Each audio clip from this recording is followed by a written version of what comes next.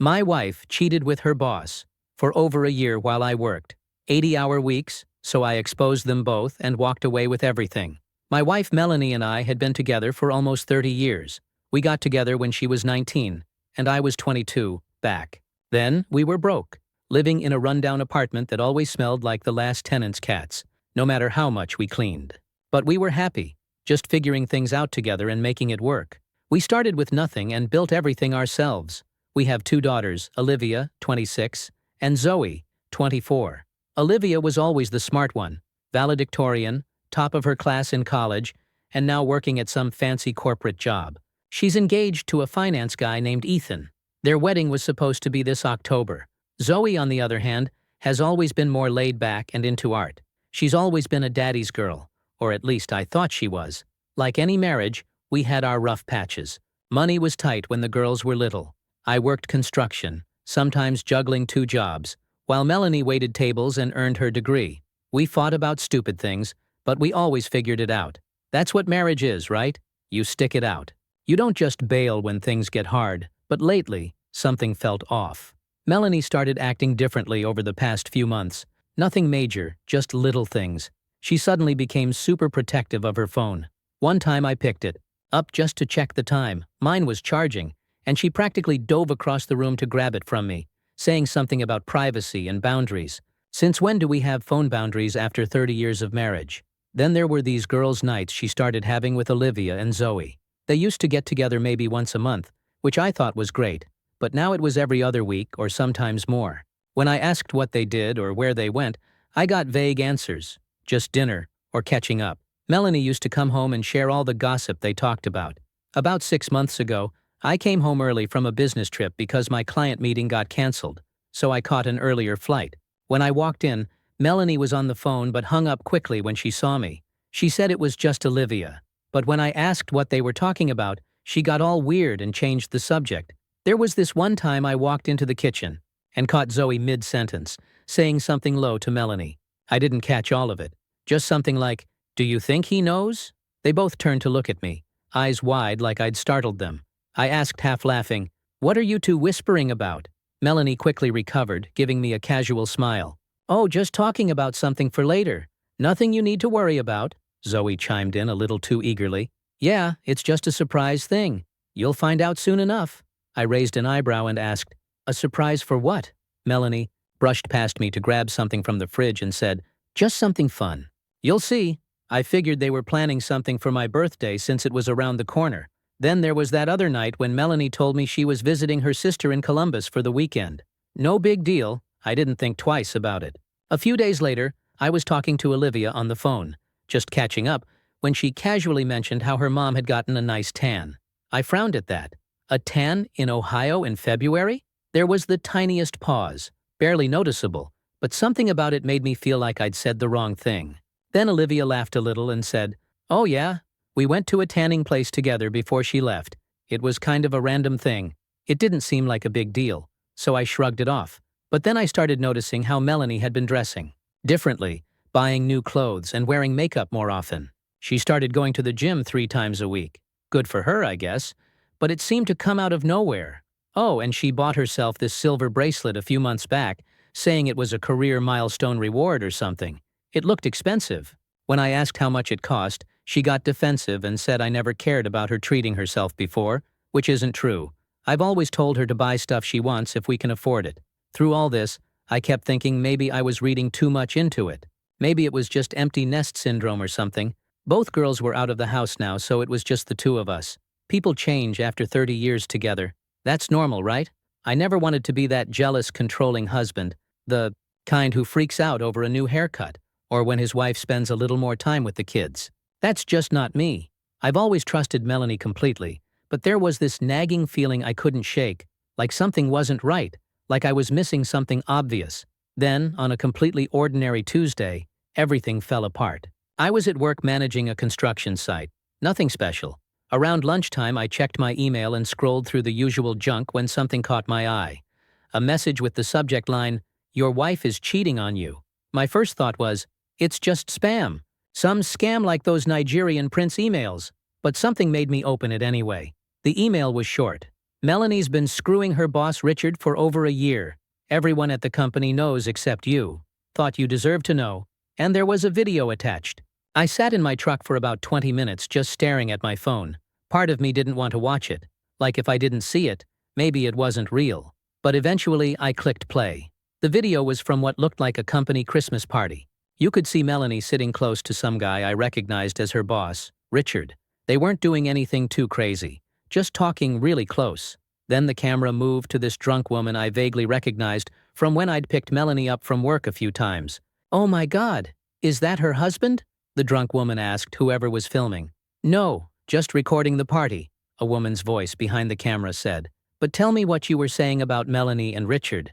The drunk woman laughed and said, "Everyone knows they've been together for like a year. They think they're so sneaky, but come on. Those business trips they take together, the way they disappear during lunch. He even bought her that bracelet she always wears." The bracelet. The silver one, she said, was her career milestone reward. I felt like my whole world crumbled. The camera person's voice came through the speakers. "How's she getting away with it?" The drunk woman laughed, swirling her drink. "Oh, she's got it covered. Got her whole routine down. Excuses. Little white lies. People think she's working late, out shopping, whatever. But nah, she's with him." The video cut off. I sat there staring at my phone, feeling like the air had been sucked out of my truck. I didn't know who sent it, but I had a pretty good guess. Vanessa, who worked with Melanie, always had tension with her after Melanie got promoted over her last year. This had to be her way of getting back at her. I tried to brush it off. Just gossip, drunk talk from someone with a grudge. But the longer I sat there, the more pieces started snapping into place. The girls' nights, the vague answers, the weird phone calls, the bracelet. I couldn't go back to work. My hands were shaking too much.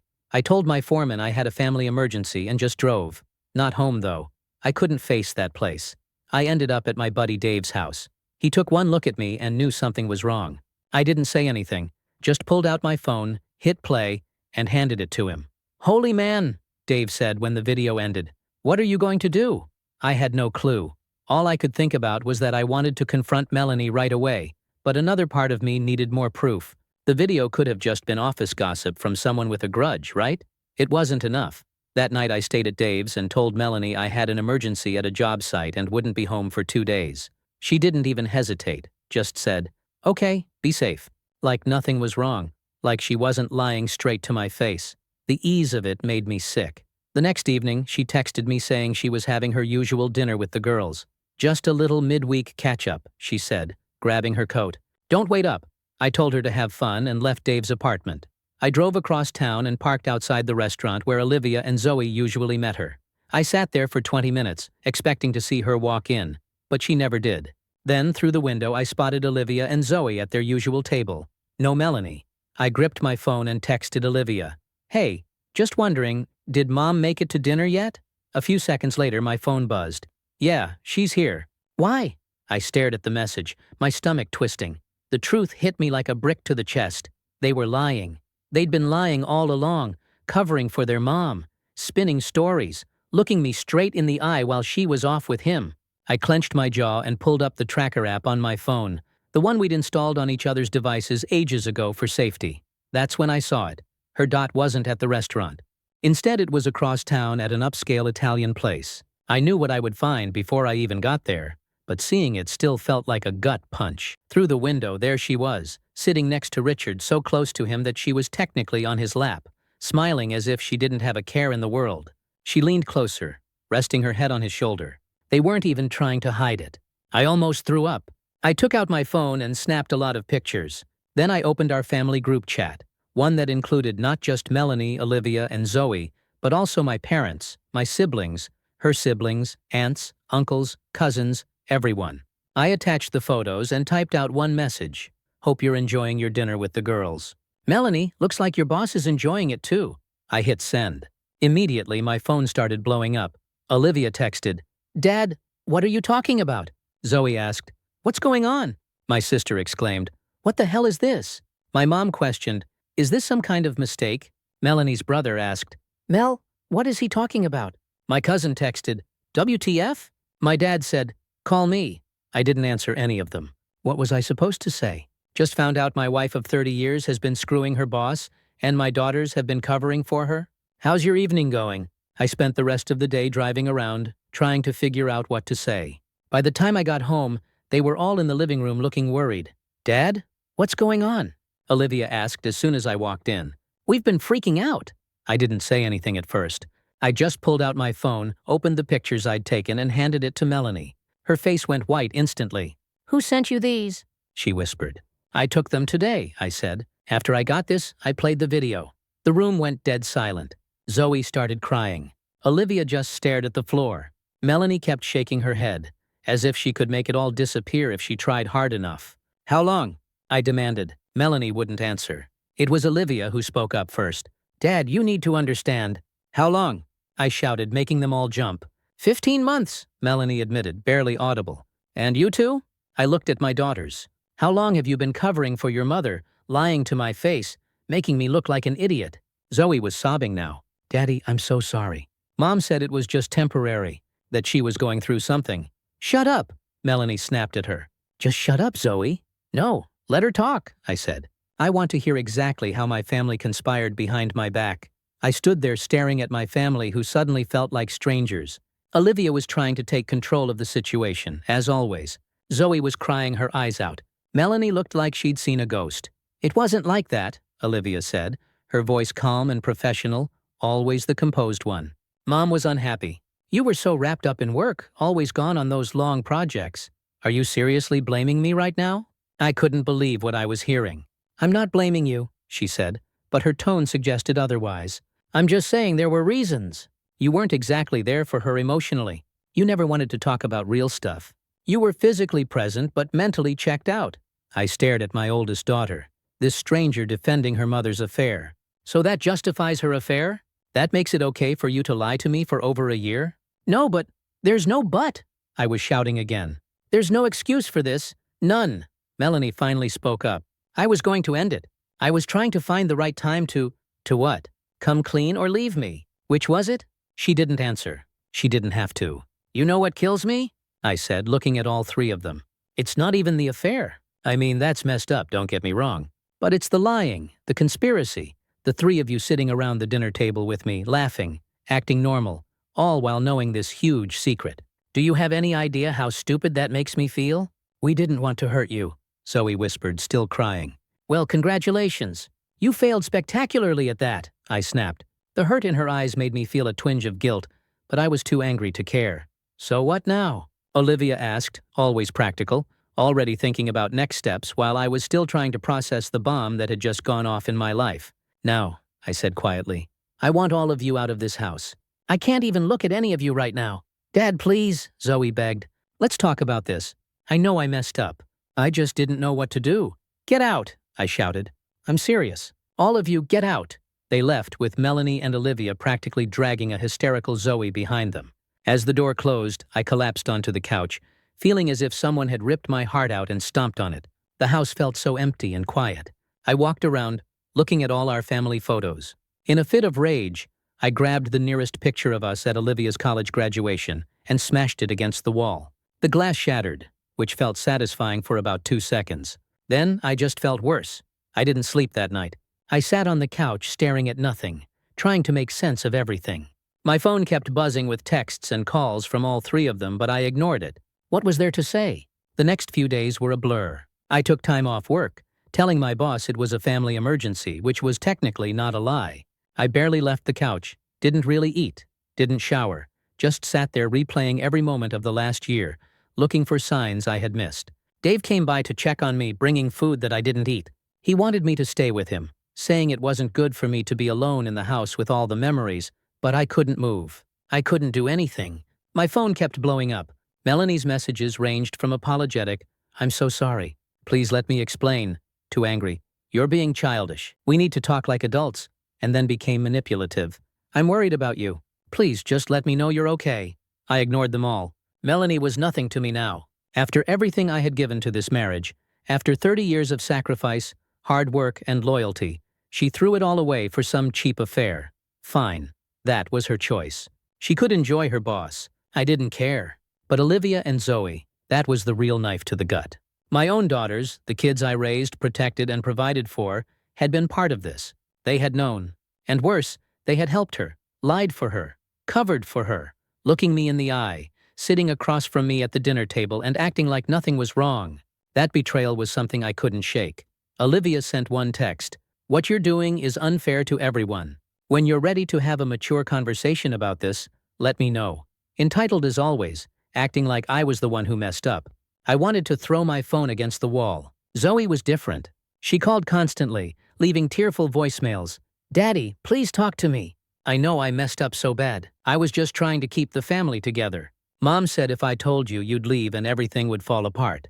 I'm so sorry. Please don't hate me." Her messages were the hardest to ignore. She had always been my little girl, the one who would bring me dandelions and call them flowers, the one who would fall asleep on my chest watching cartoons. But now, all I could see was her lying to my face, helping Melanie sneak around behind my back. After a week of this, Dave finally convinced me to get my act together. He was right. I couldn't just sit there feeling sorry for myself. I needed to take action, so I called a lawyer that Dave recommended. "With the evidence you have, you're in a good position," the lawyer told me after I showed him the video and pictures. "But you need to be smart about this. Don't leave the house. That can be seen as abandonment. Don't empty the bank accounts, but do move half the money to a separate account she can't access. And document everything." I followed his advice. I stayed in the house, moved money, changed the locks, and started documenting every interaction. Melanie showed up one day with Olivia, demanding to be let in to get her things. I recorded the whole thing on my phone, standing in the doorway while they called me every name in the book. "You can get your stuff when my lawyer says you can," I told them calmly, which only made them angrier. "I'm getting married in 2 months," Olivia shouted. "Are you really going to ruin that because Mom made a mistake?" "A mistake is forgetting to pay a bill," I said. "What your mother did was a choice. A series of choices made every day for 15 months. And what you did was just as bad. I was protecting my family." "No, you were protecting your mother's affair. There's a difference." They eventually left, but not before Olivia said, "I'm still expecting you to pay for the wedding." The audacity of that girl. I just closed the door in her face. All I could do after 2 weeks since I discovered the truth was try to keep it together, going through the motions. Wake up, go to work, come home, stare at walls, try to sleep, repeat. Dave and a couple of other buddies kept checking on me, inviting me out for beers or to watch games, but I turned them down most of the time. I didn't have the energy to be social. Zoe kept trying to reach out, calling, texting, even showing up at my job site once. I finally agreed to meet her at a coffee shop, not ready to forgive her but at least willing to listen. She looked rough, dark circles under her eyes, hair unwashed, wearing the same hoodie she's had since high school. "I'm so sorry, Dad," she said as soon as I sat down. "I know that doesn't fix anything, but I am." "I should have told you." "Why didn't you?" I asked. That's the question that keeps me up at night. Mom said she was going through a midlife crisis, that she just needed to get it out of her system, and if you found out, you'd never forgive her. She said it would destroy our family. So instead, you destroyed my trust. She flinched like I'd slapped her. "I know it was wrong, but you were always working, Dad. Always at job sites, always stressed about money." "Mom was lonely, and I'm not saying that makes it okay," she added quickly. "What she did was wrong, but maybe if you'd been around more, talked to her more, noticed she was unhappy." And there it was. Even in her apology, she was still blaming me, still making excuses. "I worked my ass off to give you and your sister everything," I said quietly, "to put you through college, to make sure we had a nice house, nice cars, vacations. If your mother was unhappy, she could have talked to me. She could have suggested counseling. She could have asked for a divorce. Instead, she cheated, and you helped her." "I know," she whispered. "I'm just trying to explain, not excuse." I wasn't sure I believed that, but looking at her, I couldn't just walk away like I'd planned. She's still my daughter, but I don't know if I'll ever trust her again. "I need time," I told her. "I don't know if I can ever trust you the way I used to." "I understand," she said, wiping away tears. "Thank you for meeting me." As I watched her walk away, I was torn between wanting to call her back and wanting to cut her out of my life completely. Meanwhile, the divorce was moving along. Melanie was fighting for half of everything, including my retirement account that I'd started before we even met. She wanted the house, alimony, the works. Claims she sacrificed her career for our family, even though she's been working full-time since Zoe started elementary school. And get this. Olivia was still sending me wedding bills, venue deposits, floor payments, dress alterations. The nerve. I didn't respond, but each new demand made me angrier. One night, I got a text from Ethan, Olivia's fiancé, asking to meet for coffee. He wanted to understand what really happened. When we met, he admitted Olivia didn't know he was there. She'd be furious if she found out. She told him that I was overreacting to a brief affair, kicked them all out, and refused to pay for the wedding out of spite. He hadn't fully believed it, noticing Olivia had been acting secretive. I laid it all out for him. The video, the 15-month affair, how both girls had covered for Melanie. By the end, he looked sick. I had no idea it was this bad, he said. At that point, I was still trying to figure out what to do about Olivia and Zoe. Cutting them off completely felt drastic, but after everything, could I ever trust them again? Rebuilding seemed impossible when I wasn't even sure if they truly regretted what they had done. But one thing was certain, Melanie and I were finished. There was no coming back from that level of betrayal. So I filed for divorce. Work became my escape. I had to keep the money coming in, especially with the divorce set to drain me dry. My crew knew something was up, but they didn't ask questions. When I zoned out or needed a minute, they just gave me space, which I appreciated. The divorce turned ugly fast. Melanie's lawyer tried spinning the narrative, painting me as a neglectful workaholic who had pushed her into the affair. My lawyer suggested settling to avoid dragging it out, but I refused. This wasn't about money anymore. It was about principle. Ethan called me again yesterday. Apparently, he had a big fight with Olivia after our talk. He started asking questions about the affair, and she flipped out, accusing him of taking my side and betraying her trust. The irony is staggering. I'm having serious doubts about the wedding, he told me. If she can lie about something this big, what else is she keeping from me? Smart kid. Cheaters protect cheaters, I told him. Someone who can justify lying to their father for over a year can justify lying to anyone. Speaking of Olivia, she sent me this long email last week full of psychobabble about how I need to process my feelings and work through my anger so we can heal as a family. Like we're all just going to hold hands and pretend everything is fine. I can't believe Zoe had the nerve to send me more wedding expense forms to sign after everything that's happened. Ever since our coffee shop talk, she's been acting differently. She's backed off a bit and only sends me texts every few days. They're not pushy, just casual check-ins. Hope you're doing okay. Thinking about you. Love you, Dad. I don't usually respond, but for some reason, I haven't blocked her either. Maybe a part of me isn't ready to completely let go. Dave has been a rock through all this. Last weekend, he convinced me to go fishing with him and some buddies. It was the first time in weeks that I managed to go hours without thinking about the storm my life has become. Then my lawyer called with some interesting news.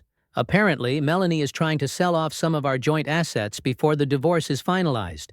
She accidentally mentioned to a mutual friend that she and her boss are planning a big trip to Europe once all this unpleasantness is over. Unbelievable. Hector got an emergency injunction to freeze everything. It was a small victory, but I still didn't know what to do about Olivia and Zoe. I love them, but every time I started to soften, I remembered the lies, the fake girls' nights, and how they covered for Melanie, warning her when I asked questions. They didn't just know. They actively helped her for 15 months, choosing her affair over my right to the truth. Olivia's wedding was coming up, and somehow she still expected me to walk her down the aisle. She even guilt-tripped me, saying my issues with Melanie shouldn't affect her special day, as if that was what mattered, not the family they helped destroy. I didn't respond. Anything I'd say would end with me telling her exactly where to go. I thought about just leaving, selling the house, moving somewhere new, starting fresh. But that felt like letting them win, like I was the one who did something wrong. Just when I thought this show couldn't get any worse, life decided to throw another curveball my way. I was meeting with my lawyer about the divorce when he mentioned checking social media for anything that might help our case. I'm not on that stuff, I told him. Well, Melanie is, he said, turning his laptop toward me, and you might want to see this. It was Melanie's Facebook page. There was a post from a few days ago, a photo of her, Richard, and Olivia at some fancy restaurant. The caption read, "So blessed to be surrounded by love as we blend our families. Richard has officially proposed. Wedding planning for us after we help Olivia with hers. Engaged. Engaged." The divorce wasn't even finalized yet, and they weren't even trying to hide it anymore. And Olivia was right there with them, celebrating the relationship that destroyed our family. In the comments, she'd written, "So happy for you guys. Can't wait to have 2 weddings to celebrate." I felt so dumb. Here I was still reeling from the affair, waking up every morning with that sick feeling, while they were already playing happy families, planning a wedding. There was more. Another post showed Richard helping Olivia with wedding preparations, apparently paying for the things I refused to cover, playing the hero. And in one photo, Olivia was calling him her bonus dad. Bonus dad? What the actual hell? That was it. The final straw. In that moment, something inside me snapped. All the hurt, all the betrayal, and all those months of second-guessing myself crystallized into cold clarity. I want to change my will, I told the lawyer. I want Melanie to get nothing beyond what the law requires, and I want both Olivia and Zoe removed as beneficiaries. Hector looked surprised. Are you sure? That's a big step. I'm sure, I said. They made their choices. Now I'm making mine. When I got home that night, I got a call from Ethan. He was done. He broke things off with Olivia after finding texts between her and Melanie, planning how to manipulate me into paying for the wedding. They had this whole strategy mapped out, how Olivia would guilt-trip me, and how they'd use mutual friends to pressure me. The works. You were right about her, he said. I'm sorry, sir. I thought you should know. I thanked him, actually feeling bad for the kid. He dodged a bullet, but it still had to hurt. Later, I got a call from Zoe. She was crying so hard I could barely understand her. Apparently, she'd had a huge fight with Melanie and Olivia after finding out about the engagement through social media. They didn't even tell me, she sobbed. I found out from Facebook like everyone else, and when I asked Mom how she could get engaged when you two aren't even divorced yet, she said I needed to grow up and get with the program. Of course. Olivia took her side, insisting I was being childish and dramatic. Part of me flickered with hope that maybe Zoe was finally starting to see the truth. But then she faltered, whispering, I couldn't understand it. Why couldn't everyone just work this out? Why did things have to be so extreme? Mom made a mistake, I finally said, but I interrupted her. 15 months isn't a mistake, Zoe, and neither is lying to my face every day for months. Those are choices. Choices that all of you made. I know, she said quickly. I know that. I'm not defending what she did or what I did. I miss how things used to be. Things were never how they used to be, I replied. I said it was all a lie and I'm done. What do you mean, done? She asked, sounding scared. I mean, I'm moving on with my life without any of you. She started crying harder. Dad, please. I know I messed up. I know that, but I'm really trying here. I'm really trying. It's too late, I said. I've already changed my will. You and Olivia are out of it. There was dead silence on the other end. You what? She finally stammered. You heard me. I met with my lawyer today. Everything goes to my brother now. But Dad, that's not, you can't just, I can and I did. You all made your choices. Now I've made mine. She hung up. I expected to feel guilty, but instead I felt lighter, like I had finally cut loose an anchor that had been dragging me down. The next day, all hell broke loose. Olivia sent a flood of texts calling me petty, vindictive, and cruel. Melanie had her lawyer contact Hector about my retaliatory actions. Even some mutual friends reached out, saying I was being too harsh and that I should consider reconciliation for the sake of the family. I slept through the night without dreams about the way things used to be. No waking up with that sick feeling. Just peaceful, dreamless sleep. At that time, I realized that the family I thought I had never existed. It was a mirage. And maybe that's okay. Maybe it's better to live in truth, even if it's a painful truth, than in a comfortable lie. The divorce is final. Melanie didn't get nearly what she wanted, thanks to Hector's exceptional lawyering and all the evidence I had. She got some cash and her car, but not the house or my retirement. She and Richard got married 2 weeks after our divorce was finalized. Classy. I sold the house. Too many memories, both good and bad. I bought a smaller place closer to work in a different neighborhood. It's nothing fancy, but it's mine. No ghosts, no lies.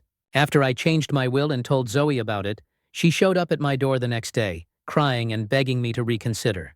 She said she'd do anything to make things right. I told her I appreciated it, but my decision was final. When she realized I wasn't budging, something changed in her. She got quiet, then cold. So that's it? 30 years as a family and you're just throwing it all away. I didn't throw anything away, I told her. You all did that when you decided to lie to me for over a year. She left, and I haven't heard from her since. Apparently, she's moved in with Melanie and Richard, one big happy family. Olivia got married last month to some doctor she met right after Ethan left her. They didn't invite me. I didn't expect them to. I heard from mutual friends that Richard walked her down the aisle. That stung for about a minute. Then I realized I didn't actually care. The thing about cutting toxic people out of your life is that it hurts like hell at first, but then you start to notice how much lighter you feel, how much more energy you have, and how much clearer your head is. I've been seeing someone for a couple of months now. I'll call her Jess. I met her at a friend's barbecue. She's divorced too and understands the baggage that comes with that. We're taking it slow, but it's good. Really good. She knows my whole story and doesn't judge me for cutting off my daughters. She gets it in a way most people don't. Her ex cheated on her with her sister, so she knows all about family betrayal. Do I miss Olivia and Zoe? Sometimes, usually when I see a father with his adult daughters out to dinner, or when I hear a song they used to like, or on their birthdays. But it's more like missing the idea of them. The daughters I thought I had. The real ones. The ones who lied to my face for months? Nah, I don't miss them at all. A few weeks ago, I ran into Ethan at a sports bar. He's doing well and dating someone new. He told me Olivia had reached out to him recently, saying she'd made a huge mistake and wanted another chance. He turned her down. "You taught me something important," he said. "About self-respect, about not letting people treat you like you don't matter." Hearing that meant more than I could say. It was a small light in the midst of all this chaos. Last week, I finalized my new will with my lawyer. Most of my belongings will go to my brother and his kids, who have been my rock throughout everything.